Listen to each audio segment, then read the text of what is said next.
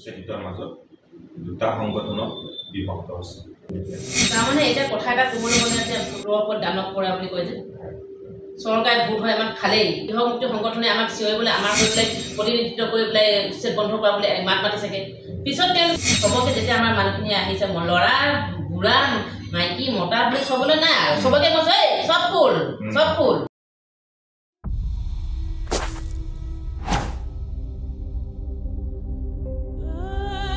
মোৰ নিনাদৰ ব্যতিক্ৰমী অনুষ্ঠান আলাপলৈ মই গকুল তালুকদাৰে আপোনালোক সকলোকে স্বাগতম জনাইছোঁ। আজিৰ আলাপত আমি আলোচনা কৰিবলৈ চেষ্টা কৰিম গুৱাহাটী মহানগৰীৰ এক জ্বলন্ত সমস্যা শিলহাপ।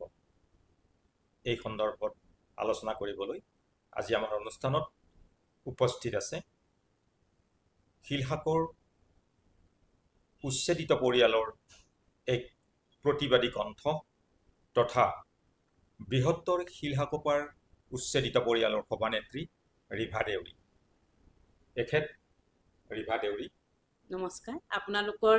সময় নিদিয়ালৈ বহুত ধন্যবাদ জ্ঞাপন কৰিছোঁ। আপুনি কওকচোন এই উচ্ছেদ শিলহাকোত কেতিয়াৰ পৰা আৰম্ভ হৈছিল, কেইটা পৰ্যায়ত আৰম্ভ হৈছিল আৰু এই কিমানটা পৰিয়াল উচ্ছেদিত হৈছিল বৰ্তমানলৈ, সেই সন্দৰ্ভত অকণমান আমাৰ দৰ্শক শ্ৰোতা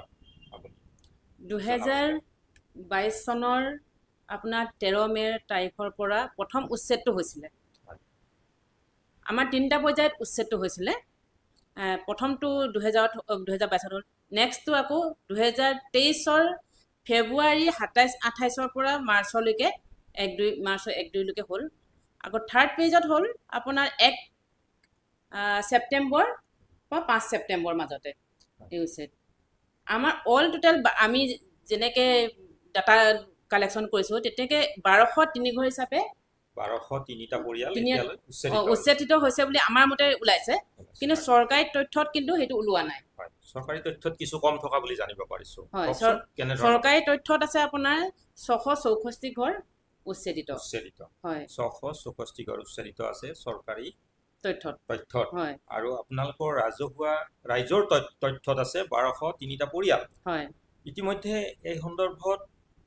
উচ্ছেদিত পৰিয়ালসমূহে বিভিন্ন পৰ্যায়ত কৰা প্ৰতিবাদৰ পিছত চৰকাৰে একাংশ পৰিয়ালক কিছু ক্ষতিপূৰণ দিয়া বুলি আমি জানিব পাৰিছোঁ। এই ক্ষতিপূৰণটো কিমানটা পৰিয়ালক এতিয়ালৈ দিছে বা কিমানটা পৰিয়ালে লাভ কৰিছে অকণমান কওকচোন বাইদেউ। 1 ছেপ্টেম্বৰৰ পৰা 5 ছেপ্টেম্বৰত যিখিনি উচ্ছেদ হৈছে সেইখিনি আমি থাৰ্ড পেজত উচ্ছেদ হৈছিলে। সেই উচ্ছেদিত পৰিয়ালখিনিক কিন্তু মানে ক্ষতিপূৰণ দিছে। কিমানটা পৰিয়ালক দিছে আপোনাৰ 271টা পৰিয়ালক এতিয়ালৈ ক্ষতিপূৰণ দিছে।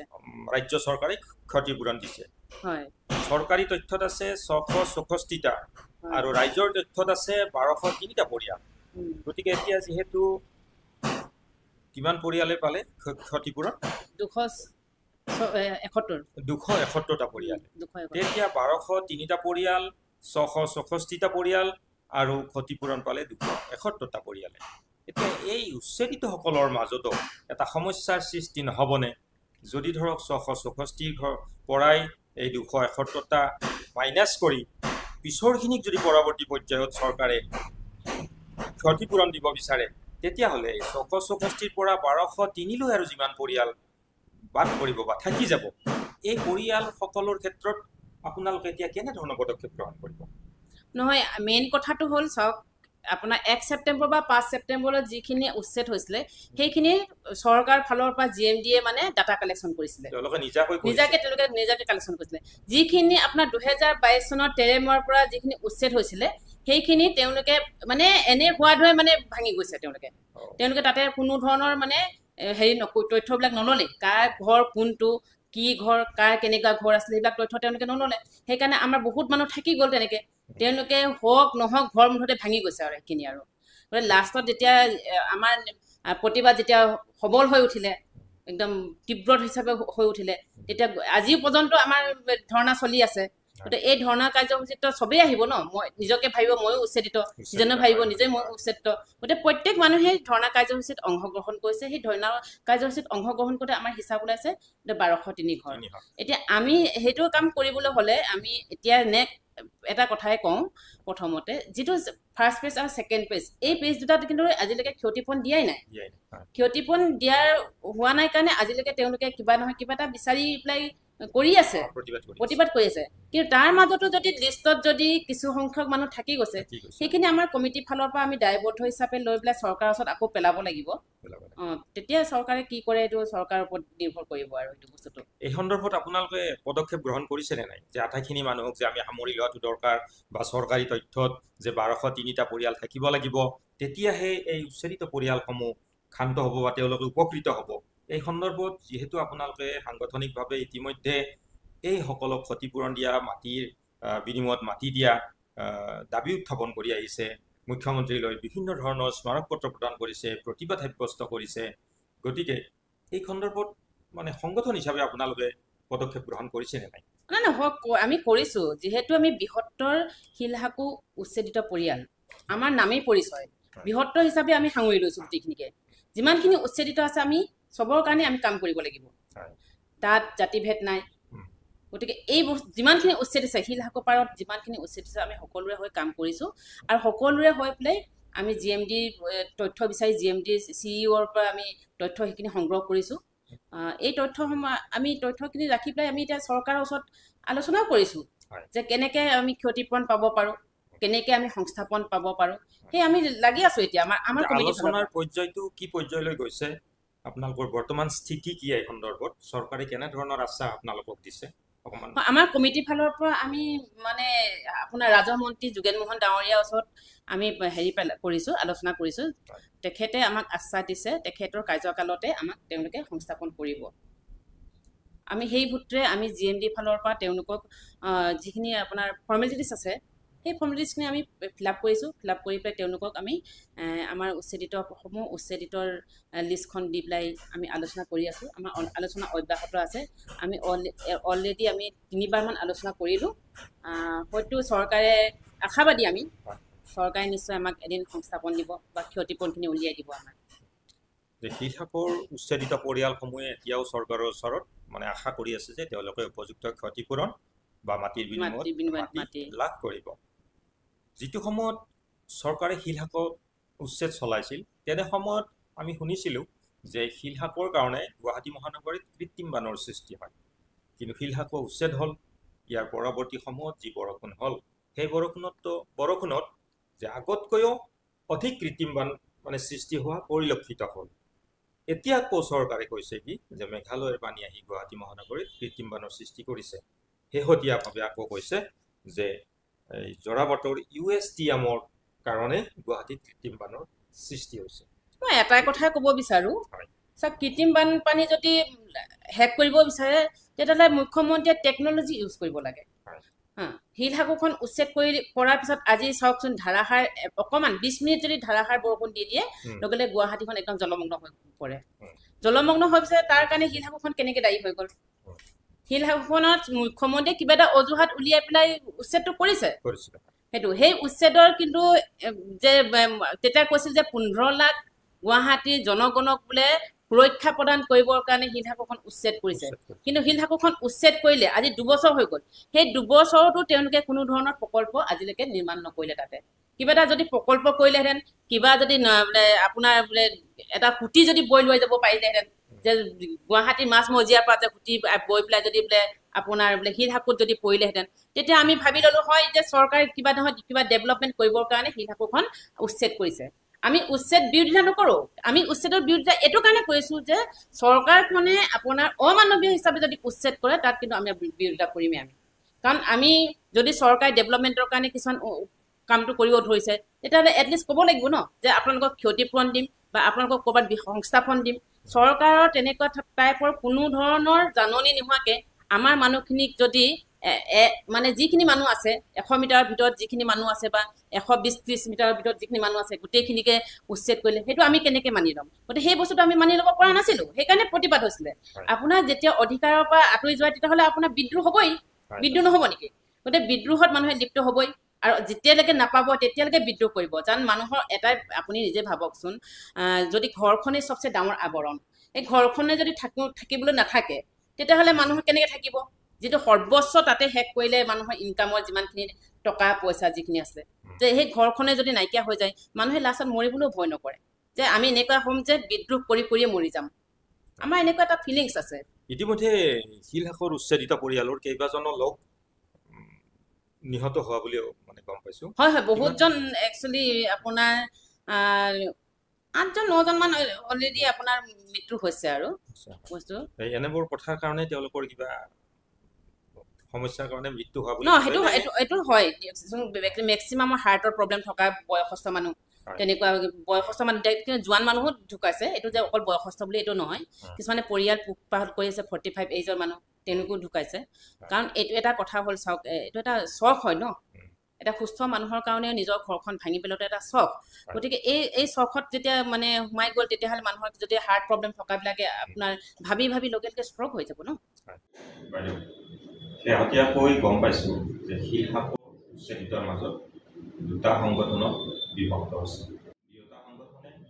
নিজৰ ষ্টাইলত কাম কৰিছে যিটো সময়ত আপুনি অৰ্ধনগ্ন প্ৰতিবাদ কৰি এই উচ্ছেদিতসকলৰ ন্যায্য প্ৰাপ্তি দাবী কৰিছিলে যে আপোনাৰ সেইটো আগৰ পৰা পৰিকল্পনা আছিল নে সেইদিনা এটা ডিচিশ্যন ল'লে আপোনাৰ লগতে সেইজনী মহিলাই প্ৰতিবাদত অংশগ্ৰহণ কৰিছিল নহয় চাওক আমাৰ যেতিয়া তেওঁলোকে হেৰি আছিলে 31 আগষ্টৰ দিনাখন উচ্ছেদ কৰিবলৈ আহিছিলে 31 আগষ্টৰ দিনাখন আমি গোটেইখিনি ৰাইজে সমবেত হ'লোঁ সমবেত হৈ পেলাই আমি ধৰ্ণা দি তেওঁলোকক আহিব নিদিয়া কৰিলোঁ তেতিয়া তেওঁলোকে চৰকাৰ ফালৰ পৰা কৈ থৈ গৈছে যে আমি কাইলৈ ৰাতিপুৱাই আপোনালোকক উচ্ছেদ কৰিম উচ্ছেদ কৰিবলৈ যেতিয়া আমিও সাজু আছোঁ চবেই কৈছে যে ৰাতিপুৱা চবেই আহিব দেই 6টামান বজাত আহিব আমি প্ৰতিবাদ কৰিম কালি ৰাতিপুৱা 6টামান বজাতে ওলাম আৰু এনেকুৱা টাইপত আমি আহিছোঁ আৰু আপোনাৰ সেইদিনাখন 31 আগষ্টৰ দিনাখন আমি ৰাতি 12টা 1টালৈকে আমি টোপনি যোৱাই নাই আকৌ ৰাতিপুৱা এইফালে 6টা বজাত আকৌ আমাৰ আহিব লাগে কিন্তু তেনেকৈ এতিয়া মেইন কথা হ'ল আমাৰ ল'ৰা ছোৱালী আছে স্কুল যাব লাগে আমি এতিয়া মাকবিলাকে প্ৰতিবাদ কৰিছোঁ বা বাপেকবিলাকে প্ৰতিবাদ কৰিছে গতিকে ল'ৰা ছোৱালীকটো আমি স্কুল পঠিয়াবই লাগিব গতিকে 7টা বজাত একচুৱেলি স্কুললৈ আমি পঠিয়াই দিছোঁ ল'ৰা ছোৱালীকেইটা সেইকাৰণে ল'ৰা ছোৱালীবিলাক স্কুলত পঠিয়াই দিয়ে মোৰ অলপমান দেৰি হ'ল দেৰি হোৱাৰ কাৰণে মই যেতিয়া আমাৰ সেইখিনি কেম্পখিনি পাইছিলোঁ সেই কেম্পখিনি পাওঁতে সিফালৰ পৰা আমাৰ অলৰেডি মুক্তি সংগ্ৰাম সমিতি 2জন নেতাৰ সৈতে আমাৰ কিছু সংখ্যক মানুহক অলৰেডি মানে এৰেষ্ট কৰি লৈ গৈছে আৰু সেই এৰেষ্ট কৰি থকা সময়ত কি হ'ল সেইটো 1 ছেপ্টেম্বৰ 1 ছেপ্টেম্বৰ 2023 আপোনাৰ 1 ছেপ্টেম্বৰ সেইটো আৰু যেতিয়া তেওঁলোকে পুলিচৰ লগত হতাহতি হৈছে ন পুলিচে হতাহতি হৈছে আমাৰ মহিলা এগৰাকী একদম পাছফালৰ পৰা কাপোৰ ফালি দিলে কাপোৰ ফালি পেলাই লৈ গুচি গ'ল যেতিয়া মই কেম্পত গৈ পাইছোঁ তেতিয়া চবেই কৈছে বাইদেউ কৃষক মুক্তি সংগ্ৰাম সমিতিৰ আকাশ আৰু বিদ্যুতক লৈ গুচি গ'ল আৰু আমাৰ সহপাঠী কিছুমানকো লৈ গুচি গ'ল চবকে কৈছে তেতিয়া কৈছে যে চোলা ফালি লৈ গ'ল এনেকুৱা তেতিয়া মোক একচুৱেলি এইটো হঠাৎ কৰা কাম এইটো মই প্লেনিং হিচাপে কৰা নাছিলোঁ কেতিয়াবা তাৰ আগতে কৈছোঁ মই বাইকত যে যদি আপোনালোকে যদি মানে হেৰি নকৰে বন্ধ নকৰে উচ্ছেদটো মই কিন্তু মানে উলংঘ প্ৰতিবাদ কৰিম তেনেকুৱা ধৰণৰ আমি বাইক মেলিছোঁ কিন্তু ভাবুকি এটা দিয়া হৈছিল নিদিয়া নহয় কিন্তু সেই মুহূৰ্তত যেতিয়া তেওঁলোকে উচ্ছেদ কৰিবলৈ আহিলে আমাৰ মানুহখিনিকো লৈ গুচি গ'ল তাৰপিছত আৰু চবেই কৈছে বাইদেউ এতিয়া কি কৰা হ'ব গোটেই বোলে ৰাতিপুৱা আপোনাৰ তেওঁলোকে 4টা বজাতে আহিছে চাগে হয়তো গোটেই প্ৰশাসন গোটেই 4টা বজাতে আহিছে আমিতো 6টা বজাত আহি মই 6টা বজাত আহি নাপালোঁ 6টা বজাত অহাৰ লগে লগে গোটেইখিনি লৈয়ে গুচি গ'ল পুলিচে এৰেষ্ট কৰি পেলাই তাৰপিছত মই যেতিয়া আহিলোঁ মই যেতিয়া কেম্পত আহি পাইছোঁ তেতিয়া মাত্ৰ আমাৰ 7 গৰাকীমান আছে বা 15 গৰাকী লাহে লাহে আহি আছে মানুহবিলাক আহি আছে তেতিয়া মই কৈছোঁ যে এনেকৈতো থাকিলে নহ'ব যিমানকেইজনে আছোঁ আমি প্ৰতিবাদ কৰিব লাগিব প্ৰতিবাদ তেতিয়া কৈছে কি প্ৰতিবাদ কৰিলে চব গোটেইকেইটা উঠাই লৈ যাব কৈছে উঠাইতো লৈ গৈ আছে গতিকে বাইদেউ কেনেকৈ কৰিম তেতিয়া মই কৈছোঁ তেতিয়াহ'লে ভয়ংকৰ প্ৰতিবাদ কৰিব লাগিব এতিয়া এটা এক্সাইটেড মানে একদম পুৰা ক'ব নোৱাৰা এটা এক্সাইটেড আহিছোঁ মানে একদম মইতো এনেও মানে মই ভাবিয়ে থৈছোঁ মই কেতিয়াবা এনেকুৱা এটা পৰ্যায় যদি আহিবলগীয়া হয় আমি কৰিম কামটো বা কিন্তু তেতিয়া এই মুহূৰ্তত এনেকুৱা আছিলে হঠাৎ তাত মুহূৰ্তত কিন্তু আমি কোনো হেৰি কৰিম তেতিয়া মই ধৰ্ণা দিবলৈ কৈছোঁ মই চবকে তেতিয়া চবেই ভয় খাইছে ধৰ্ণা দিম হয় এনেকুৱা তেতিয়াহ'লে সেই মুহূৰ্তত ধৰ্ণা দিবৰ কাৰণে কিন্তু মই মেডিয়া কোনো নাছিল দেই আমাৰ ওচৰত খুব দুখ লাগিছিল মেডিয়াখিনিও গোটেই শাসনৰ লগতে বা চৰকাৰ পক্ষতে আছে তেতিয়া আমাৰো বেয়া লাগিছিল কোনো মেডিয়া নাই আপুনি ধৰ্ণা দিব হয় বাইদেউ ধৰ্ণাটো দিবলৈ হ'লে মেডিয়াটো লাগিব দুজন মেডিয়া আহি গ'ল আমাৰ ওচৰলৈ দুজন মেডিয়া অহাৰ লগে মই সিহঁতক তেওঁলোকক ৰখাইছোঁ যে মেডিয়া ভাইহঁত আজি অকণমান থাকাচোন তেওঁলোকো ইফালে আগুৱাই গৈছিলে তাৰমানে তেওঁলোকৰ পুলিচৰ কেম্প এটা আছিলে আমাৰো কেম্প এটা আছে ন কিন্তু পুলিচৰ কেম্পৰ ফালে চিধাই আগুৱাই গৈ আছিলে মই তেওঁলোকক ৰখাইছোঁ ৰখাই পেলাই কৈছোঁ যে নাই নাই নাই ৰ'বা আমি প্ৰতিবাদ এটা কৰিম এনেকুৱা প্ৰতিবাদ কৰিম যিটো প্ৰতিবাদ নেকি একদম বিশ্বজুৰি পাবগৈ লাগিব মানে মোৰ তেতিয়া একদম মানে আমি দুজন মানে আলোচনা কৰিছোঁ নহ'ব এই ধৰণৰ মানে প্ৰতিবাদ কৰিলে সিহঁতে পুলিচে আমাক নামানে গতিকে এটা নিৰ্দিষ্ট টাইপৰ এটা আমি মানে প্ৰতিবাদ কৰিবই লাগিব এনেকুৱা প্ৰতিবাদ কৰিমতো কৰিমেই তাতে মইতো মানে মোৰ এইবিলাকত মানে এক্সকিউজ নাই মই মানে এইবিলাক বৰ্দাস্ত কৰিব নোৱাৰোঁ তাৰমানে মোৰ লগত এইটো হিমন্ত বিশ্ব শৰ্মাই হওক বা এইবিলাক পুলিচ প্ৰশাসনে হওক বা তাত মৰিম জিম ফাঁচি হ'ম তাতে জেল খাম এইবিলাক নাহে তাৰমানে প্ৰশ্ন যি হয় হ'ব সেইবিলাক প্ৰশ্নৰ উত্তৰ নাহে তাৰমানে সেই মুহূৰ্তত এটাই মানে অন্যায়ৰ বিৰুদ্ধে আমি যুঁজিব লাগে যে আমি গণতান্ত্ৰিক দেশ এখনত যদি আমি গণতান্ত্ৰিক প্ৰতিবাদ কৰিব লাগে অহিংস নীতিৰে প্ৰতিবাদ কৰিব লাগে গতিকে আমি অস্ত্ৰ ল'ব নোৱাৰোঁ গতিকে অস্ত্ৰ ল'ব নোৱাৰোঁ যদি আমি কি প্ৰতিবাদ কৰা উচিত সেই মুহূৰ্তত গতিকে মোৰ মনলৈ সেইটোৱে আহিছে তাৰপিছত মই এজনক মোক ক'লোঁ মোৰ বেগটো দলিয়াই দিছোঁ দাদা আপুনি মোৰ বেগটো লওক প্ৰতিবাদ কৰিম এনেকুৱা তেখেতে মোৰ হেৰিটো ল'লে তেতিয়ালৈ কিন্তু আমাৰ অলৰেডি 15-20 জনীমান হৈ গ'ল দেই মানে আমাৰ কেম্পত 15-20 জনীমান অলৰেডি মানুহ হৈ গ'ল এতিয়া প্ৰতিবাদ কৰিছোঁ এতিয়া সিহঁতে ঠিক আছে দিয়ক বাইদেউ ধৰ্ণা দিয়ক আমি ৰেকৰ্ড কৰিছোঁ ৰেকৰ্ড কৰাৰ লগে মোৰ কিয় তেতিয়া কি জানে আমি মোৰ মনলৈ এটাই ভাৱ আছে আমি এনেকুৱা এটা প্ৰতিবাদ কৰিম কিন্তু চৰকাৰে লগে লগে বন্ধ কৰি দিব পাৰে মোৰ চৰকাৰৰ দৃষ্টি আকৰ্ষণ দৃষ্টি আকৰ্ষণ হয় কিবা এটা পটককৈ বন্ধ কৰি দিব পাৰে মই সেইকাৰণে এটা কথাও ক'লোঁ মই আমাৰ গ্ৰুপৰ মানুহ এটাক কাৰোবাক কৈছোঁ যে যা ৰেকৰ্ড কৰ মই চৰকাৰকো বিশ্বাস নকৰোঁ কিন্তু এই প্ৰতিবাদ কিন্তু বিশ্বজুৰি পাবগৈ লাগিব গতিকে আমাৰ মোবাইলৰ পৰা ৰেকৰ্ড কৰ যা ক'ত এনেকৈ পঠিয়াইছোঁ কিন্তু সেই দুজন মেডিয়াও ভালকৈ ক'লে আৰু এতিয়া মই লগে লগে কাপোৰ খুলিছোঁ কোনেও খোলা নাই তেতিয়া মই কাপোৰ খুলিছোঁ কাপোৰ খুলি পেলাই মই একদম মানে হাত দুখন দাঙি পেলাই আপোনাৰ মই উচ্ছেদ বন্ধ কৰিবৰ কাৰণে চিঞৰিছোঁ আৰু গোটেইখিনি সিফালৰ পৰা সিহঁতৰ পুলিচবিলাকে দৌৰি আহিছে এতিয়া আমি অলৰেডি তেনেকুৱা কামটো কৰাৰ লগে লগে সিহঁতে আঁতৰৰ পৰা দেখি পঠিয়াইছে ন যে আমি আগুৱাই গৈ আছোঁ তেনেকুৱা কোনো হেৰি নাই যে আমি পিছ হুকি নাই তেনেকৈ অৰ্ধনন্দক হিচাপে আমি আগুৱাই গৈছোঁ আৰু মই চবকে কিন্তু মই তেতিয়া এটা কাম এটা কৰিছোঁ দেই চবকে যেতিয়া আমাৰ মানুহখিনি আহিছে ল'ৰা বুঢ়া মাইকী মতা বুলি চবলৈ নাই আৰু চবকে কৈছোঁ এই চব ফুল এইবিলাক কৰি লাভ নাই যিহেতু আমাৰ ঘৰখনে শেষ হৈ যাব গতিকে এই বস্তুটো আমি বৰদাস্ত কৰিব নালাগে চবেই খোল এনেকুৱা এটা প্ৰতিবাদ কৰিব লাগে যিটো প্ৰতিবাদ নেকি চৰকাৰো লাজ হ'ব লাগে মই তেতিয়া চবকে একদম পূৰা আপোনালোকে নিশ্চয় জানেই সেয়া আৰু কেনেকুৱা ভাইৰেল হৈ গৈছিলে গতিকে এই বস্তুটো একদম পূৰা যেতিয়া ক'লোঁ আৰু মোৰ পিছে আমাৰ এগৰাকী বয়সস্থ মানুহ এগৰাকীও মানে খুলিলে আৰু তেখেতে আমি দুগৰাকী হ'লোঁ আৰু বাকীবিলাকে খুলিব একচুৱেলি সঁচা কথা ক'বলৈ এইটো চবৰে এনেকুৱা দম থাকিব নাথাকে নোৱাৰেও সঁচা এইটো বহুত ডাঙৰ কাম এইটো যিয়ে নহওক আপোনাৰ কষ্টপৰ্জিত ধনেৰে নিৰ্মাণ কৰা হয়তো সপোনৰ ঘৰখন হেৰুৱাৰ তাৰণাত আপোনালোকে নিজৰ অংগৰ কাপোৰ খুলিবলৈও হয়তো কুণ্ঠাবোধ কৰা নাছিলে এইটো এটা আৱেগিক মুহূৰ্ত আছিল যিয়ে নহওক যে এনেকুৱা ধৰণে নেতৃত্ব দিয়াৰ পিছতো আপোনালোকৰ সংগঠনটো আজি যদি ভাল হয় নিশ্চয় আঘাত লাগিব আৰু ইয়াৰ বিনিময়ত হয়তো উচ্ছেদিতসকলৰ উচ্ছেদিত পৰিয়ালৰ ক্ষতি হ'ব আৰু এনেকুৱা সুৰুঙাতে হয়তো তৃতীয় পক্ষ অৰ্থাৎ চৰকাৰী পক্ষ লাভৱান হ'ব পাৰে গতিকে কি পৰিৱেশ মানে পৰিস্থিতিত সংগঠন আচলতে এনেকুৱা দুটা হ'বলগীয়া তাৰমানে এতিয়া কথা এটা ক'বলৈ গ'লে ভোটৰ ওপৰত দানৱ কৰা বুলি কয় যে চৰকাৰে ভোট হয় আমাক খালেই তাৰ ওপৰত আকৌ দানৱ পৰি গ'ল আমাৰ ওপৰত কথাটো তেনেকুৱা হৈছে গম পাইছে নাই তাৰমানে আমাকে ধ্বংস কৰিব মানে শলা গছ এইবিলাক বাগি কুঠাৰ মাৰে বুজিছেনে আমি অলৰেডি হালি গৈছোঁ আমাক যিটো সহায় কৰিবলৈ যিটো দল সংগঠন আহিছে কৃষক মুক্তি সংগঠনে আমাক চিঞৰিবলৈ আমাৰ কৰি পেলাই প্ৰতিনিধিত্ব কৰি পেলাই উচ্ছেদ বন্ধ কৰা বুলি মাত মাতিছেগৈ পিছত তেওঁলোকে কি কৰিছে তেওঁলোকৰ সংগঠনৰ হস্তক্ষেপত আমাৰ মানে আন্দোলনটো লৈ গুচি গ'ল মানে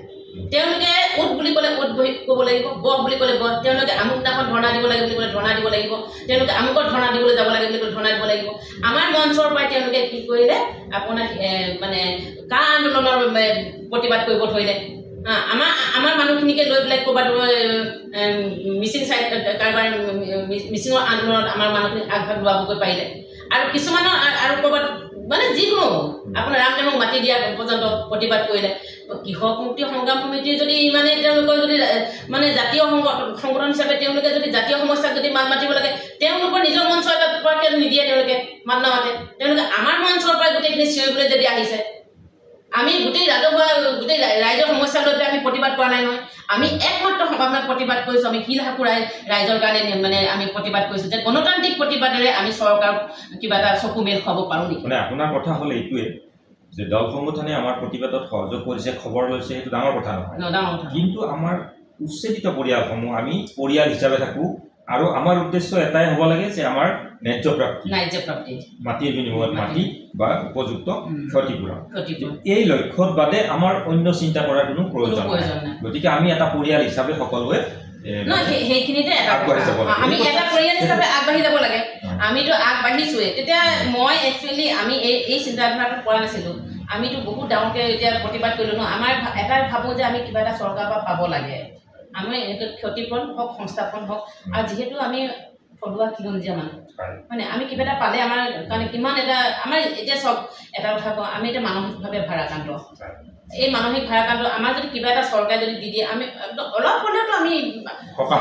পোৱা যাব গতিকে এনেকুৱা এটা ভাৱ লৈছোঁ যেতিয়া দেখিছোঁ যে অকল ধৰ্ণা কৰিছে আমিও ধৰ্ণা কৰিছোঁ জিন্দাবাদ মুৰ্দাবাদ মাৰিছোঁ কিন্তু তাৰপিছত দেখিছোঁ যে আলোচনা কৰিবলৈ তেওঁলোকে আগবঢ়া নাই তেতিয়া মই মাজে মাজে কৈছোঁ আমি যে আলোচনা কৰিবলৈ যাওঁ নালাগে আলোচনা কৰিব নালাগে আলোচনা কৰিবলৈ হিমন্ত আহিব লাগিব হিমন্ত আহি পেলাই মানে আলোচনা কৰিব কেইটামানে মানে মুকলি আকাশত মুক্ত আকাশত এনেকুৱা টাইপত মানে তেওঁলোকে যেতিয়া ক'বলৈ ধৰিলে এতিয়া মই ভাবিছোঁ হিমন্ত হ'ল এতিয়া মানে শাসনাধিষ্ঠ চৰকাৰ হৈ আছে এতিয়া তেওঁ মুখ্যমন্ত্ৰী হয় গতিকে তেওঁ কেনেকৈ আহিব এতিয়া আৰু ওচৰতে দিছপুৰখন আছে দিছপুৰ অফিচত গৈ পেলাই যদি আমি তেওঁলোক হেৰি লওঁ কিবা এটা বিচাৰি যাওঁ তেওঁক লগ পাবৰ কাৰণে বা আলোচনা কৰিবৰ কাৰণে গোটেই মহলটোৱে দিছপুৰত আছে আমিতো বেলেগ ক'ৰবাত থকা নাই নহয় গতিকে আমি তেওঁ আমাৰ ওচৰত নাহিলেও কি হ'ব আমি তেওঁক বিচাৰি হ'লেও আমি আলোচনা কৰিব লাগিব আমাৰতো তেনেকুৱা গতিকে আমি এই বস্তুটো আমি মানি ল'ব পৰা নাছিলোঁ তেতিয়া আমি কৈছিলোঁ যে আমি কমিটি এখন বনাব লাগে কমিটি এখন বনালে মানে কি হয় আমি কমিটিৰ ফালৰ পৰা আমি মানে চৰকাৰৰ লগত আমি আলোচনা কৰিবৰ কাৰণে পৰ্যায়ক্ৰমে আগবাঢ়ি যাম কিন্তু তেওঁলোকে কি কৰিলে কমিটি কৰিব নিদিয়ে কৃষক মুক্তি সংগ্ৰাম সমিতিয়ে কমিটি কৰিব নিদিয়ে কিয় কমিটি হ'লে বোলে মানে কিছুসংখ্যক লোকক মানে মেনেজ কৰি ল'ব চৰকাৰে বোলে এনেকুৱা ধৰণৰ ভুলেৰে মানে ভুল কৰি পেলাই চবকে যেতিয়া বুজাব ধৰিলে তেতিয়া সকলো মানুহে কমিটি নালাগে কিন্তু আমাৰ এছামে যিবিলাক নেকি আমাৰ আপোনাৰ সচেতন লোক কিছুমান আছে তেখেতে বয়সস্থ লোক কিছুমানে আছে তেখেতে কৈছে যে কি কাৰণ আমাৰ উচ্ছেদিত মানুহৰ পৰা আমি কমিটি ৱাইজতহে যাব লাগিব কমিটি হ'ল হেৰি হয় মানে প্ৰচেচিঙৰ এটা হেৰি হয় নহয় গতিকে এই প্ৰচেছ কৰিবৰ কাৰণে কমিটি এখন নহ'লে কেনেকৈ আগবাঢ়িম আমি চৰকাৰৰ ওচৰত গতিকে তেতিয়া আমাৰ সচেতন লোকসকলে মোক তেতিয়া ক'লে যে দেউৰী চোৱা তুমি এটা এনেকৈ চূড়ান্ত লেভেললৈ তুমি এটা মানে আগবাঢ়িলা গতিকে কিন্তু তুমি ভাবানে কেতিয়াবা এই কৃষক মুক্তি সংগ্ৰাম সমিতিহঁতে আমাক এনেকৈ অকল ধৰ্ণা কৰাই পেলাই আমি কেতিয়াবা নিয়োজিতা পাম বুলি ভাবানে এতিয়া মই হয় কিন্তু মোৰ অলপ এটা চিন্তাধাৰা বোলে আহিছে যে আমি অকল ধৰ্ণা কৰি আছোঁ অকল মেমৰেণ্ডাম দি পেলাই অকল মন্ত্ৰী মহোদয়ক যদি মাতি থাকোঁ আমি নাপাওঁ তেতিয়া মই কৈছোঁ যে ঠিক আছে আমি বোলো এনেকৈ ধৰণৰ থাকিব নালাগে তেতিয়া আমাৰ বয়সস্থ মানুহবিলাকে জানে আমি এটা কমিটি এটা বনাওঁ চবকে কোৱা তেতিয়া মই কমিটিৰ কাৰণে উত্থাপন কৰিলোঁ তেতিয়া নামানে কমিটিৰ কথা কোনোপধ্যে নামানে তাৰমানে কোনে নামানে কৃষক মুক্তি সংগ্ৰাম সমিতিৰ লগত যিখিনি আমাৰ কিছুসংখ্যক মানুহে সহযোগ কৰি আছে তেওঁলোকে নামানে কাৰণ আপোনালোকৰ কথা হ'ল যেহেতু সংগ্ৰামটো দীঘলীয়া হৈ গৈ গতিকে এনেকৈ থাকিলেতো নহ'ব ইয়াত এটা পৰিকল্পনা ৰূপ দিবলৈ বা পৰিকল্পিতভাৱে সফলতা অৰ্জন কৰিবলৈ হ'লে হয়তো কৰিব লাগিব সমিতিৰ চিন্তাটো হয়তো আহিবই লাগিব তেতিয়া মই তেতিয়া জপিয়াই থৈ আহিছোঁ দেই মইতো মোক কৈছোঁ নহয় চৰকাৰৰ ওচৰতো জপিয়া মানুহ মই য'ত অন্যায় দেখি মই তাতে জপিয়া মানে মোৰতো এনেকুৱা নহয় যে মই নাজানো মোৰ অন্যায় দেখিলে মোৰ বস্তুটো হজম নহয় মানে মোৰ তেতিয়া কমিটিখন আটাইখিনি মানুহৰ উপস্থিতিত ভাল আছিলে কমিটি এখন আমি চবেই উচ্ছেদিত মানুহ হিচাপে আমি চবেই এখন কমিটি ইমান ডাঙৰ এটা সমস্যা গুৱাহাটীৰে নহয় এই শিলহাকু বুলি ক'লে এতিয়া অসমৰ মানুহে জানে মানে তেতিয়া নহয় এটা তেওঁলোকৰ হ'ল প্ৰতিৰোধী গ্ৰুপ দেই তেওঁলোকে উচ্ছেদ প্ৰতিৰোধী গ্ৰুপ হিচাপে তেওঁলোকে আছে প্ৰতিৰোধী ৰাইজ হিচাপে আমাৰ যদি নেতৃত্বৰ ভুলৰ কাৰণে প্ৰকৃতভাৱে যিখিনি খিলঞ্জীয়া মানুহ থলুৱা আৰু যিখিনি খাটি খোৱা মানুহ সেনেকুৱা মানুহবিলাক যদি প্ৰাপ্য অধিকাৰ পৰা বঞ্চিত হয় আচলতে আমাৰ এইটো তেওঁলোকে আমাক সংগঠনসমূহক দোষাৰোপ নকৰিবনে নেতৃত্বক দোষাৰোপ নকৰিব নেতৃত্বকে দোষাৰোপ কৰিব এটা সময়ত তেতিয়া আমাৰ বয়সস্থ মানুহবিলাকে আমি কমিটি বনাম আমি ডিভাইড হ'ব লাগিব তেতিয়া কিন্তু আমি সম্পূৰ্ণ ডিভাইড হৈ আহিছোঁ তেওঁলোকক কৈ মিলি ডিভাইড হৈ আহিছোঁ তেতিয়া আমি কৈছোঁ যে আমি প্ৰতিৰোধী হিচাপে নাথাকোঁ আমি উচ্ছেদিত হিচাপে থাকিম আৰু এখন কমিটিৰ আণ্ডাৰত আমি এখন তেতিয়া গোটেই ৰাইজে আমাৰ ফালে আধা সংখ্যক গুচি আহিলে আপোনালোকৰ কমিটিটোৰ নাম কি দিলে বৃহত্তৰ শিলহাকো উচ্ছেদিত পৰিয়াল বৃহত্তৰ শিলহাকো উচ্ছেদিত পৰিয়াল আৰু আন এটা হৈছে আমাৰ শিলহাকো উচ্ছেদ প্ৰতিৰোধী ৰাইজ এতিয়া দুটা সংগঠন হ'ল এইখিনিতে আপোনালোকৰ হয়তো কোনোবাখিনিত মতানৈক্য ঘটিছে বাবে হয়তো আপোনালোকে দুটা সংগঠনৰ জন্ম মানে আন এটা সংগঠনৰ জন্ম দিবলগীয়া হ'ল একেখিনি মানুহৰ মাজতে আপোনালোকৰ ষ্টাইলত আপোনালোকে কাম কৰিছে আৰু তেওঁলোকৰ ষ্টাইলত তেওঁলোকে কাম কৰিছে এনেকুৱা কৈ থকাৰ ফলত তৃতীয় পক্ষ লাভৱান হ'ব নেকি যে চৰকাৰী পক্ষ আচলতে লাভৱান হ'ব নেকি আপোনালোকৰ এই দুটা চৰকাৰেতো সুবিধা গুৰুঙা লৈয়ে থাকিব ন আপোনাৰ তেওঁলোকে যদি আমাক দিবলৈ নাপায় কিবা এটা অজুহাত এটা উলিয়াই পেলাই আকৌ কৰিব তেওঁলোকে দল সংগঠনৰ লগত লাগি আছে তেওঁলোকক নিদিওঁ বুলি এইটো এটা সুৰুঙা এটাহে লাগে চৰকাৰক গতিকে এই সুৰুঙাটো আমি চৰকাৰক দি আছোঁ নে নাই দল সংগঠনে আমাক নেতৃত্ব দিয়াৰ কাৰণে এইটো সুৰুঙাটো পাই আছে নাই তেওঁলোকে গতিকে আৰু আমি আগবাঢ়ি যাব লাগিব তেতিয়া একচুৱেলি আমাৰ আধা ৰাইজে মোক তেতিয়া সভানেত্ৰী পোষ্ট মানে দিলে সভানেত্ৰীৰ দায়িত্বটো দিলে আৰু মই তেতিয়া সভানেত্ৰীৰ দায়িত্বটো লৈ আগবাঢ়ি যাম বুলি চবকে ক'লোঁ আৰু সভানেত্ৰীৰ দায়িত্ব লৈ আমি লগে লগে চৰকাৰৰ ওচৰত কিন্তু আলোচনামুখী হ'বলৈ গুচি গ'লোঁ দেই আপোনালোকে এতিয়ালৈকে কেইবাৰ আলোচনা কৰিলে না আমি তিনিবাৰ আলোচনা কৰিলোঁ আমি মুখ্যমন্ত্ৰীক লগ পোৱা নাই আমি মুখ্যমন্ত্ৰীৰ কাৰণেও মেমৰেণ্ডাম বহুতবাৰ দিছোঁ বা দৰখাস্ত বহুতবাৰ দিছোঁ CM অফিচত গৈ পেলাই আমি মুখ্যমন্ত্ৰী অফিচতো আপোনালোকৰ আলোচনাৰ কিবা আশ্বাস বা ফলপ্ৰসূ হৈছে নে এতিয়ালৈ আলোচনাটো বা কিবা আশা কৰিব পৰা ধৰণৰ হৈছে নেকি যে আমি উপকৃত হ'ব পাৰিম বা মানুহখিনি উপকৃত হ'ব আমি এতিয়া আশাবাদী চৰকাৰৰ ওচৰত চৰকাৰে যিহেতু আমাৰ লগত সন্মতি প্ৰকাশ কৰিছে তেওঁলোকৰ এটা আশ্বাস দিছে তেওঁলোকে মানে আমাক কোৱা মতে আমি ধৰি থৈছোঁ 25লৈকে যদি তেওঁলোকে যদি আমাক একো নকৰে আশ্বাস পূৰণ নকৰে তেতিয়া আমি আকৌ প্ৰতিবাদ আৰম্ভ কৰিম আমাৰ কমিটিৰ হস্তক্ষেপত ধৰি লৈ আমি 25ৰ লাষ্টলৈকে আমি ৱেইট কৰিম কিন্তু 26লৈ নাথাকোঁ আমি যিহেতু 26ত নিৰ্বাচন আছে তাৰ পূৰ্বে আপোনালোকৰ এই জ্বলন্ত সমস্যাটো যদি চৰকাৰে সমাধান নকৰে তেতিয়াহ'লে আপোনালোকে নিৰ্বাচনৰ পুনৰ আমি উত্তেজিত হ'ম প্ৰতিবাদী কাৰ্যসূচী গ্ৰহণ কৰিম এটা ভয়ংকৰ হ'ব পাৰে যেহেতু আমি ইমানখিনি কাম কৰিলোঁ কৰাৰ পিছতো যদি চৰকাৰে আমাক যদি ন্যায্যতা নিদিয়ে আমাৰ পগলা পোৱাৰ বাদে আৰু একো নাই ন আমি পগলা হ'বই লাগিব চৰকাৰে যদি কয় যে আপোনালোকৰ এতিয়া দুটা সংগঠন হৈছে এটাই যদি প্ৰতিবাদ কৰি থাকে আপোনালোকে যদি আলোচনাত আহে যে আপোনালোকে আটাইখিনি লগ লাগি এটা সংগঠন একেলগে আহক নহয় আমিতো বৃহত্তৰ হিচাপে কাম কৰিছোঁ তেওঁলোকৰ থকা আমাৰ মানুহখিনি যিটাকে বুজা নাই তেওঁলোকৰ হৈও আমি কাম কৰি আছোঁ তেওঁলোকে আমি গম পালোৱে তেওঁলোকে হওকে নহওকে এনেও ধৰ্ণা দিবই তেওঁলোকে আলোচনামুখী এবাৰো হোৱা নোহোৱাৰ কাৰণে আমি আলোচনামুখী হ'বলগীয়া হৈছে গতিকে আমি আলোচনা কৰাৰ লগে লগে তেওঁলোকে আকৌ কি কৈছে গম পাইছে মানুহক বুজাব লাগিব ন গতিকে তেওঁলোকে কি কৰিলে অশোক সিংহল ডাঙৰীয়াৰ ওচৰত গৈ পেলাই অলপ মানে আলাপ আলোচনা কৰিলেগৈ আৰু তাৰপিছত লগে লগে পেপাৰ পত্ৰ একেবাৰে পাব্লিচিটি আৰু যে আমি অশোক সিংহল ডাঙৰীয়াৰ লগত একেবাৰে আলোচনা কৰিলোঁ আমাক আশ্বাস দিছে আমুক দিছে সেইটো এটা ধামাকা দি দিছে আৰু কিন্তু তেওঁলোকে সেইটো ধামাকা ৰাখিছে অকল মানুহখিনি ধৰি ৰাখিবৰ কাৰণে অশোক সিংহল ডাঙৰীয়া হ'ল তেওঁ GMD মিনিষ্টাৰ তেওঁ আশ্বাস দিনো কি কৰিব তেওঁ চৰকাৰৰ সৈতে আলোচনা কৰাই দিব পাৰিব যদি তেওঁলোকে যদি এটা মানে সৎ মানসিকতা যদি আছে যে আমাৰ এওঁলোকক অলপ মানে আমি সংস্থাপন দিব লাগে বুলি কিন্তু আমি অলৰেডি আলোচনা কৰি উঠিলোৱে কিন্তু আমাৰ আলোচনাটো কিন্তু আমি কেতিয়াও পাব্লিচিটি কৰা নাছিলোঁ দেই আমি ভাবিছোঁ যে আমি চৰকাৰৰ লগত আলোচনাখিনি কিমান দূৰলৈ আগবাঢ়ে অকণমান আগবাঢ়ি লওক যেতিয়া আমাৰ কনফাৰ্ম হ'ব তেতিয়া আমি মুকলিমূৰীয়াকৈ ক'বলৈ ভাল হ'ব যে আমি আলোচনা কৰিলোঁ চাওক আজি চৰকাৰে আমাক দিলে বুলি সেইকাৰণে আমি এই কথাটো ক'ব বিচৰা নাছিলোঁ কিন্তু আমাৰ ৰাইজে কিন্তু এটা ভুল মানুহৰ এটা ভয় এটা থাকে ন সঁচাকৈ এখেতসকলে কাম কৰিছে নেকি নে নাই কৰা তেখেতসকলে দেখোন একেবাৰে অশোক সিংহলৰ তাত গৈ লগে লগে ধামাকা লগাই দিলে মানুহবিলাকে আকৌ তুৰন্ত মানে তেওঁলোকৰ ওচৰলৈ গুচি যায় কিছুমানে সেইটোতো থাকিবই মানুহেতো চবেই কোনটো পক্ষই আনিব কোনটো পক্ষই নানিব এনেকুৱা টাইপত থাকে বস্তুটো কিন্তু আমি পুৰা জানো যে আমি যোগেন মোহন ডাঙৰীয়াৰ ওচৰত আমাৰ কাগজখিনি আমি পেলাই থৈছোঁ যিহেতু যোগেন মোহন ডাঙৰীয়াই আমাক আশ্বাস দিছে এদিন নহয় এদিন আমি পাম বুলি আশা মানে আৰু আলোচনা হোৱাৰ কথা আছে নেকি বিষয়টো অন্তৰ্গত হয় এতিয়াতো বিধানসভা হেৰি অধিৱেশন চলি আছে ন অধিৱেশনৰ মাজত আমাক এতিয়া 27 তাৰিখে এদিন মাতিছিলে ছাৰে গতিকে ছাৰৰ যাম বুলিও আমি ক'লোঁ কিন্তু চাওঁ কি হয় আমি আকৌ হেৰি কৰিম কিমান দূৰ বঢ়াব পাৰে তেখেতে তেনেকুৱা আপোনালোকৰ এই যিটো আলাপ আলোচনা চলি আছে এই আলোচনাত এই যিটো আপোনালোকৰ এটা সমস্যা হৈ আছে গোটাই বৃহত্তৰ শিলহাকৰ উচ্ছেদিত পৰিয়ালসকলৰ মাজত যে 1203টা পৰিয়াল আৰু 664টা এই কথাটো আলোচনাত উত্থাপন কৰিছেনে যে আচলতে আমাৰ মানুহবিন্দু যে আমাৰ মানুহবিন্দু এইখিনিহে আমাৰ পালে আমাৰ এই আটাইখিনি মানুহে কিন্তু ক্ষতিপূৰণটো পাব লাগিব এই কথাখিনি কোনোবাই এষ্টাব্লিছ কৰিছেনে আজিলৈ চৰকাৰৰ ওচৰত আপোনালোকৰ দুটা সংগঠন আছে দুয়োটাৰ ভিতৰত নহয় এইটো আমি আলোচনা 664 কথাটো আমি চৰকাৰে কোৱা মতে তেখেতসকলক দিব ক্ষতিপূৰণখিনি দিম বুলি ক'লে বাকী কেইজনৰ কাৰণে হয়তো চৰকাৰৰ ওচৰত আকৌ দিব লাগিব তাৰপিছত কিমান লেহেমীয়া হয় চৰকাৰেও জানে কিমান লেহেমীয়া কেনেকুৱা পৰ্যায়ত যায় সেইটো আমি এতিয়ালৈকে আমি ঠিৰাংকে কৈ দিব নোৱাৰোঁ আপোনালোকে দুটা বস্তু বিচাৰিছে উপযুক্ত ক্ষতিপূৰণ আৰু মাটিৰ বিনিময়ত মাটি যিহেতু উপযুক্ত ক্ষতিপূৰণ হয়তো চৰকাৰে দিব যিহেতু মাটিৰ বিনিময়ত মাটি বিচাৰিছে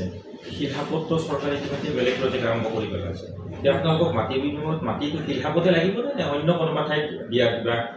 চিন্তা চৰ্চা কৰিছে এইটো চৰকাৰে কৰিব চৰকাৰৰ ওপৰত সেইটো এৰিছোঁ আমি যে শিলহাকখনতে দিব লাগে সেইটো নকওঁ তেওঁলোকে তুমি সঁচাকৈ যদি প্ৰজেক্ট বনাব আছে বনাওঁ কিন্তু আমাৰ সংস্থাপিত কৰক বেলেগ এটা ঠাই আশে পাশে গুৱাহাটীৰ আশে পাশে তেওঁলোকে সংস্থাপিত কৰিব পাৰে গুৱাহাটীৰ মাজমজিয়াটো যদি ক'ৰবাত চৰকাৰী মাটি আছে বা তেওঁলোকে দিব পৰা মাটি আছে তেনেকুৱা মাটিটো আমাক সংস্থাপিত কৰক যিহেতু আমাৰ সংস্থাপনটো গুৱাহাটীত আছে আমাৰ কৰ্ম সংস্থাপনটো আমি গুৱাহাটীতে থাকিব লাগিব গুৱাহাটীতে কৰ্ম কৰিব লাগিব গতিকে গুৱাহাটীত থাকিব পৰা হ'ব লাগিব চৰকাৰে তেনেকুৱা ধৰণৰ ব্যৱস্থা কৰি আমাক সংস্থাপন দিলেই হ'ল আমি তেনেকুৱা বিচাৰোঁ এইখিনিতে আন এটি কথা ক'ব বিচাৰিছোঁ আপোনাক যিটো সময়ত শিলহাকত চৰকাৰে উচ্ছেদ চলাইছিলে তেতিয়া শুনিব পাইছিলোঁ যে শিলহাকৰ কাৰণে আচলতে যিটো গুৱাহাটীৰ কৃত্ৰিম বান্ধটোৰ মূল কাৰণ আছিল শিলহাক যে তাৰপিছত দেখিলোঁ যে শিলহাকৰ উচ্ছেদ হ'ল শিলহাকত নতুন প্ৰকল্প আৰম্ভ হ'ল কিন্তু ইয়াৰ পিছতো কিন্তু গুৱাহাটী মহানগৰীৰ কৃত্ৰিম বানপানী পূৰ্বতকৈ অধিকহে হ'ল কমিয়া হ'ল তাৰপিছত চৰকাৰে ক'লে যে মেঘালয়ৰ পানী গুৱাহাটীত কৃত্ৰিম বানৰ সৃষ্টি কৰিছে আকৌ শেহতীয়াভাৱে কৈছে যে যোৰাবাটৰ ইণ্ডাষ্ট্ৰিয়ামৰ কাৰণে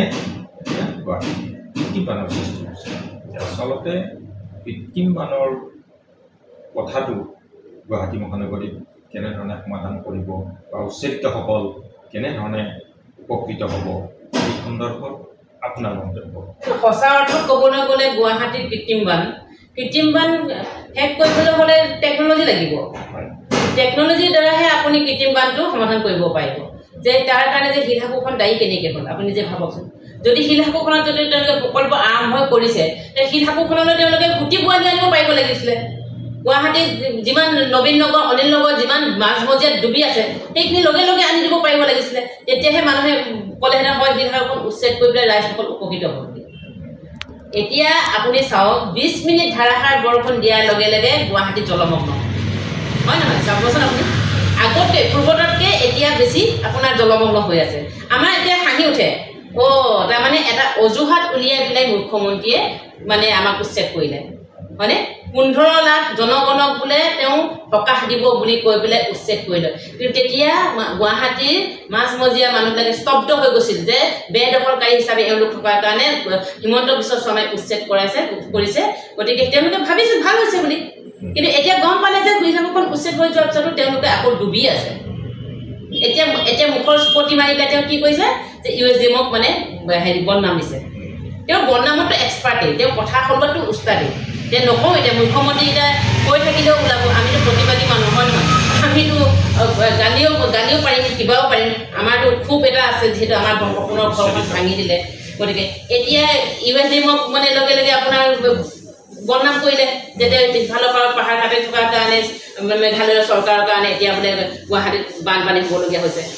এতিয়া মেঘালয় চৰকাৰক বদনাম দিলে যাতে গুৱাহাটী মানে ৰাইজে একো নকয় তেতিয়া গোটেই সমগ্ৰ ৰাইজে একো ক'ব নোৱাৰে সেইটোহে এতিয়া মানে ৰাইজক উপস্থাপন কৰিছে এতিয়া আমি ক'বলৈ গ'লে যদি কিবা এটা যদি তেওঁলোকে বিশেষভাৱে তেওঁলোকৰ মন যদি আছে, সৎ যদি মন আছে যে আপোনাৰ কৃত্ৰিম বানক যদি শেষ কৰিবৰ কাৰণে, কৰিব নোৱাৰা কিবা কাম আছেনে মুখ্যমন্ত্ৰীৰ কাৰণে? হয় নহয়? শেহতীয়াভাৱে আপোনালোক যিহেতু মানে এটা সংগঠনে হৈছে উচ্ছেদিত পৰিয়ালৰ মাজত, আপোনালোকে শেহতীয়া স্থিতিটো কেনেধৰণে আহ্বান জনাব যে যাৰ বিনিময়ত হয়তো আপোনালোকৰ আটাইখিনি পৰিয়াল উপকৃত হয় বা চৰকাৰে বিষয়টোৰ ওপৰত গুৰুত্ব আৰোপ কৰে? নহয়, আমি দুটা সংগঠন বুলি নাভাবোঁ। আমি ভাবোঁ যে আমি বৃহত্তৰ হিচাপে কাম কৰিছোঁ, আমি এটাই সংগঠন। সেইখিনিতো দল সংগঠনে লোৱা সংগঠন, কিন্তু সেই তাৰ মাজত যিখিনি আমাৰ উচ্ছেদিত মানুহ আছে সেই মানুহখিনি আমাৰ মানুহ বুলিয়ে ভাবোঁ আমি। তো তেওঁলোকৰ হৈও আমি কাম কৰোঁ। গতিকে তেওঁলোককো আহ্বান যে একেটা মানে কমিটিৰ আণ্ডাৰতে আহি পেলাই চবেই আমি চৰকাৰৰ ওচৰত আলোচনা পন্থী হিচাপে আগবাঢ়ি পেলাই কেনেকৈ আমি উপকৃত হওঁ ভাবিব লাগে। গতিকে তেওঁলোকলৈও মোৰ বিনম্ৰ আহ্বান, তেওঁলোকে আহক, আমি একেলগে কাম কৰি আগুৱাই যাওঁ। আৰু কোনো দল সংগঠন আমাৰ লগত থাকিব নাই, কোনো ৰাজনীতি হ'ব নালাগে আমাৰ ইয়াত। ৰাজনীতি হিচাপে গৈ পেলাই তেওঁলোকে এতিয়া চব কংগ্ৰেছক আহি ধৰ্ণা দিব, মীৰা বৰঠাকুৰে আহি ভাষণ দিব, আৰু কোনোবা দল সংগঠন আহিব, ৰাইজৰ দলৰ আহিব। তেওঁলোকে সেইবিলাক কৰি থাকিলে চৰকাৰে জানো আমাক চান্স দিব? গতিকে তেওঁলোককো দল সংগঠনবিলাককো মানে আহ্বান কৰিছোঁ, তেওঁলোকক আমাৰ নিজৰববীয়াকৈ আমাক নিজকে সংগ্ৰাম কৰিবলৈ দিয়ক। সেইকাৰণে সকলোকে মই আহ্বান ইমান কৰি আপোনালোকে গুৱাহাটী মহানগৰীৰ জলপথ সমস্যা,